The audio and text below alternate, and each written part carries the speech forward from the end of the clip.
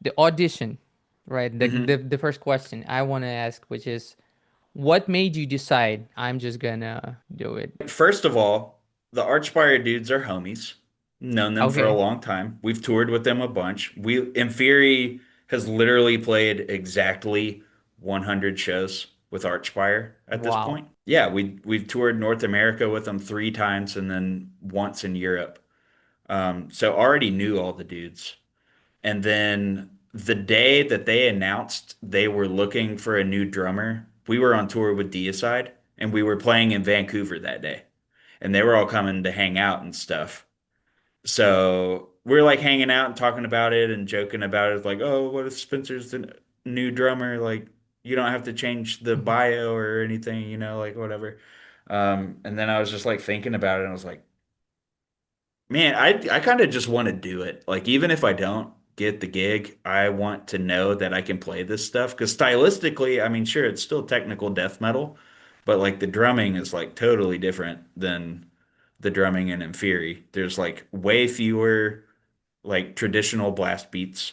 There's a lot more switch blasts, which I had experience with, but not quite that fast, and all the gravities and stuff, which I didn't do at all prior to doing that. And part of it was like it'd be cool if I got the gig, and part of it was like I want to prove that I can do this for me, kind of. So I just did it. And why this song? Why this one? Why the you thought that okay, that's maybe you thought that's a staple, maybe you just like, oh, I It's like this it's one a better. staple. They always play it. I already had it in my head well because I've heard it live and on record a million times. And I started with that one because there's not many gravities. And like I said, I had never really like spent time trying to do that. So I was like, okay, this is more in my wheelhouse. I can start with this one, and if I end up doing more, then I can put more time into the gravities and stuff. But I was like, for the most part, all these techniques already make sense to me. So I started Hmm. with that one. Yeah, and you heard it like 100 times on tour as well, so you had Yeah. like Yeah. you had the idea how Spencer is doing it also, right? Yeah, It's I've seen him play it Spencer. a ton of times. Yeah. Uh-huh. Okay. Have you watched other people's videos? Have you watched others' Yeah, I auditions? watched a Okay. ton of them. Yeah. Yeah, Okay. we were watching them on tour because like Oh. we were still on the road for like another 3 weeks before I even got home and started working on that stuff. So I kind of got my video in like late. But yeah, the whole time, I mean, every day more videos were coming out from a million different drummers and we were watching them in the van. One stood out to you? Was there any? Kevin Parody, all of Hmm. those were sick. I'm trying to John think. from Um, Origin. He John's did was one. solid. God, that feels like a million years ago at this point. Who else? That Cole kid who was like Ah, doing the right hand grab, but he was like reaching around to hit yeah. cymbals with his left hand. That was sick. When you put it out, the Hmm. video itself, did the guys in Fear like, oh, he's trying to he's trying to get to, or were they cool about it? They were mostly cool. I think there was a little bit of like, oh shit, he's trying to join another band, but it wasn't like nobody was like mean to me about it. Everybody was cool about it. I let them know I was doing it right before I posted it. I was like, hey, just a heads up. Like, I wasn't just going to post it and like not say anything to them about it. Hmm. But I was like, just so you know, I did a video audition for Archspire. I'm going to post it later today. Wanted you to know that before you just like see it on the internet and it was fine. Okay, so no bad blood. No, not at all. Okay, And good, still good. not at this point. I mean, I still see and talk to them and stuff. You know what I just realized? You kind of look like Kevin right now in this light, Kevin Perry. You guys have like both have glasses, the same kind of Yeah, haircut, yeah. the same beard. Okay. That's But funny. tell me about the day when you found out, okay, did the guys like hit you up? Did they My first you were video, when I put that one out, it was kind of late just because like I was still on the road for 3 weeks. And so many other people had already gotten their auditions out and stuff. So like it was a little confusing because like in December I had been working on and I had filmed another playthrough that I never put out. I did one for Golden Mouth of Ruin, which would be cool to put out still, but I don't know what happened. I can't find the audio for that on my computer. I have like the camera footage and the camera audio, but I don't have the recorded audio for it. But I was working on that one and trying to get just like the most perfect take I could. So I was like deleting everything because I was like, no, that's not good enough or whatever. And then Dean hit me up and he was like, hey man, we decided to go another route, but you never know what'll happen, so we might hit you up in the future if something doesn't work out. It was like, okay, cool. Probably not nothing's gonna happen with that. But he was being nice and I appreciated it or whatever. And then in March of this year, I was filling in for a local band here in town, some really good friends of mine who are kind of like in between drummers in their band. So I had been playing some shows with them and stuff, and I got off stage after playing a show. I looked at my phone and I had a message from Dean.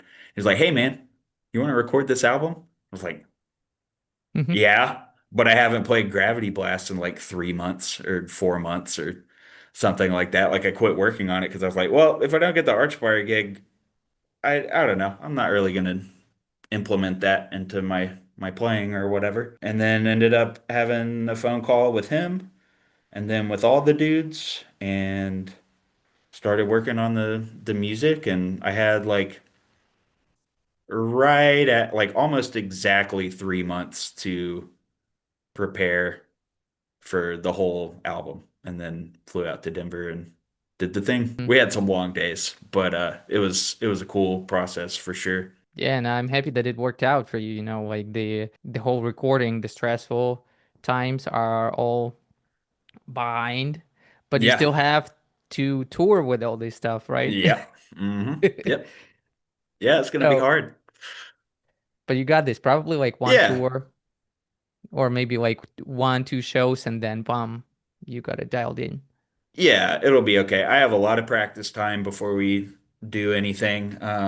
And I mean, as soon as I'm done with this session that I'm doing, I'm going right back into practicing ARCHSPIRE stuff. So, and I've still been practicing like gravities and doubles in my warm up and stuff. I just haven't been drilling songs. Did you like follow all this drama that was going on, like with the fake drummers, with everything? A little bit. I didn't keep up with that too much. Yeah, like a lot of But accusations. I do, respect Mike Caputo for putting all that stuff out there. Okay. I didn't I saw some of it, but I didn't get involved or anything. No, you don't have to. You don't have to. You like prove everything with your playing. You know, everything Thanks. is up there. Let's do Chilling. this one. And I have like a couple follow-up questions for you here. Sure. Yeah, Okay. definitely.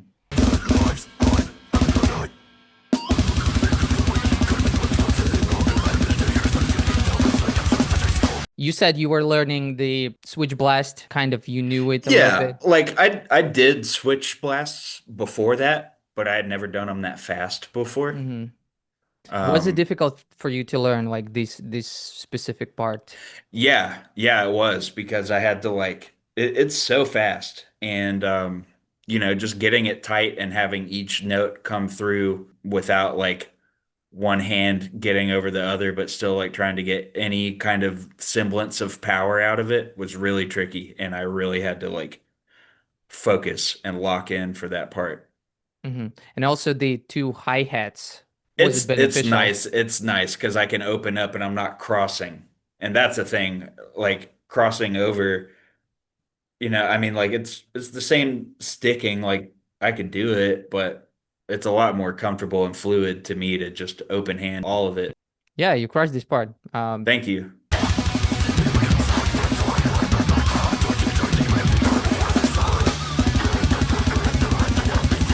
One of the hardest parts of this was Yeah. doing the descending tom blast Tung tung thing tung and tung. This one, right? hitting the ride bell in the middle of it because I'm pretty sure I think Spencer had his one of his bells set up kind of where I have my splashes, but I didn't want to move the bell up there.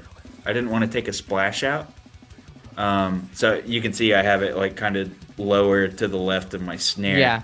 But like I couldn't like do that blast and reach over and hit my bell So you because of put how the low it was. So I had to so you put the reach splash there. really fast over to the ride bell and then come back to the toms. That part messed me up so many times trying to record this. That And then that you part's hard. decided, okay, I'll put it there. I'll put the I little did end bell. up I did end up raising my bell a little bit. I've got it more now. It's kind of like so you see my left hi-hat and my left Mm-hmm. splash. It's kind of like right in between those two now. Mm-hmm. Um, but I think I'll still probably reach over from the toms to the ride bell uh, to play that part because it would still Mm. be like kind of an awkward crossover. Not as bad as how I have it set up here, but That I didn't know about this. But yeah, thank you. Thank you for the yeah, insight how on the bell. Okay, yeah, let's get to the gravity part and we'll finish yeah. here.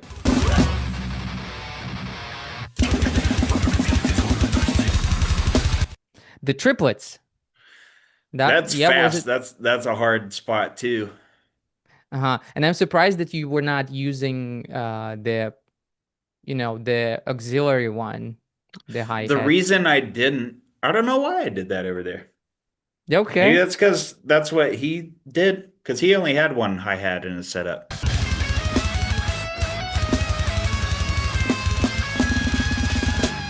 What I like in this part is that the accent in the hi-hat, they are repeating the guitar note again, like Hmm. tum tum, and you are also doing it tum tum with the like when the hi-hat closes. Hmm. Uh, Perfect part. I was learning the gravity blast with your weaker hand, right? Is that correct or no? Yeah, yeah, definitely. Right hand is definitely stronger. Although at this point, like now, I've put in a lot of time. I think my left hand gravities are better than my right hand Mm-hmm. ones. Um, for that video in particular, I did right hand more out of necessity because I was trying to get a video out quickly, and I was like, okay, I can get this better with my right hand than I can my left hand right now. But now there's stuff that fast for longer than that I do with the left hand, like on the new album coming out and stuff. But that's just because I've had time to devote to practicing that at Mm-hmm. this point. That's But true yeah, because also doing it with the right hand kind of sets you up to get that fat rim shot right at the end. hmm. Because like right at the end of the gravity run, there's like one big snare hit. So I Mm-hmm. like hit the china with my left hand and then come in with the left on the rim shot.